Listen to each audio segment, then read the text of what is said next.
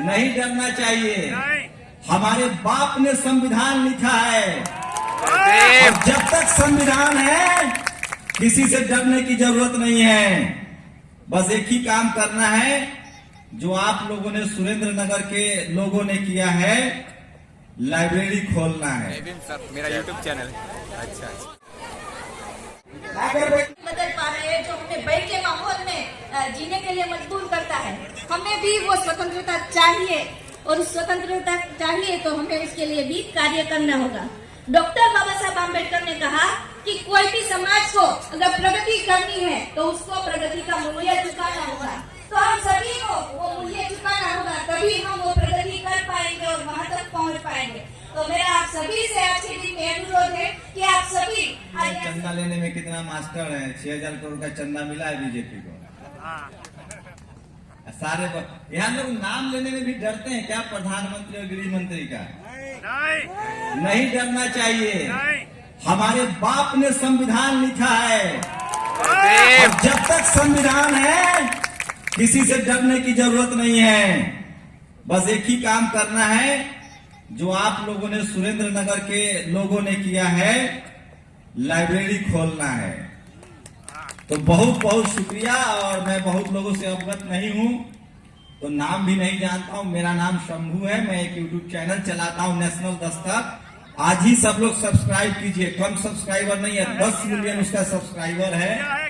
देखिए, और इस देश का और इस दुनिया का पूरा Bahujan Samaj, SC, ST, OBC और महिलाएं उसको देखते हैं क्योंकि हम आपके अधिकारों की बात करते हैं और उसके एवज में हम जेल जाने के लिए भी तैयार हैं और हमारी हत्या भी करवा सकते हैं लोग। ये जातिवादी मनुवादी गुंडे कुछ भी कर सकते हैं, लेकिन इनसे डरना नहीं है।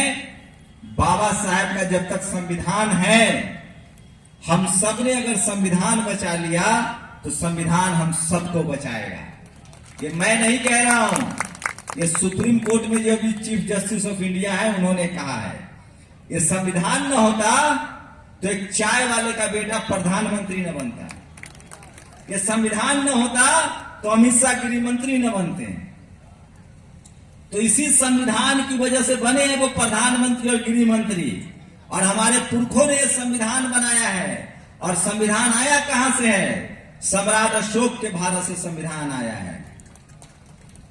तो ये देश हमारा है, इस देश को बनाने वाले हम लोग हैं। चाहे नदी बनाना हो, सड़क बनाना हो, चाहे इस देश का खेती किसानी हो, सब हम लोग गरीब मजदूर लोग करते हैं। और हमें जब पढ़ने लिखने नहीं दिया गया और जब बाबा साहब का संविधान आया और जब रिजर्वेशन लागू हुआ तो हम पढ़ लिख भी रहे हैं, डॉक्टर, इंजीनियर, कलेक्टर भी बन रहे हैं। बस पत्रकार नहीं बनने दिया जा रहा है, वो भी आप लोग बनिए ताकि अपनी बात हम लोग रह सकते। तो ये तो बात थी राजनीति की और राजनीति आपको करनी पड़ेगी बस। लेकिन मुझे खुशी है कि गुजरात में बाबा साहेब के नाम पर इतने लोग बैठे हुए हैं, इससे खुशी की कोई बात ही नहीं हो सकती है।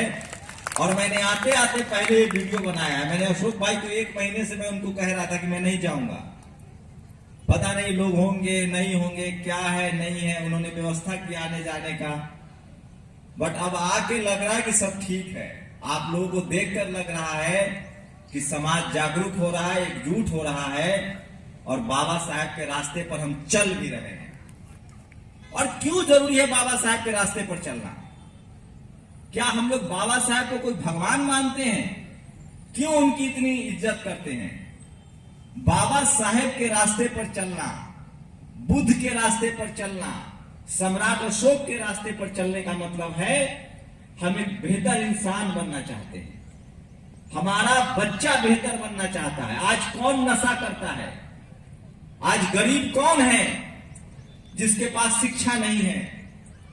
आज व्यापार किसका कम है जिसके पास शिक्षा नहीं है? ज्योतिबा फुले ने क्या कहा था? यही महाराष्ट्र के थे कि विद्या बिन गति गई, गति बिन मति गई, मति बिन व्यापार गया, व्यापार बिना हम शूद्र कहलाए, मतलब गरीब कहलाए। हमको बनाया गया, हमसे शिक्षा छीना गया। शिक्षा नहीं था तो हमारा व्यापार चला गया, और जब व्यापार चला गया तो हम लाचार, बेबस और गरीब हो गए। इसलिए अगर हम चाहते हैं कि हमारी गरीबी दूर हो। आप तो गुजरात के लोग हैं, व्यापार तो आपके खून में है। हम नहीं कह रहे, मोदी जी कहते हैं कि व्यापार हमारे खून में है। अच्छी बात है, हम भी व्यापार के खिलाफ नहीं है, लेकिन सोचिए हमारा व्यापार में कितना हिस्सा है। एक भी इस देश का दलित पिछड़ा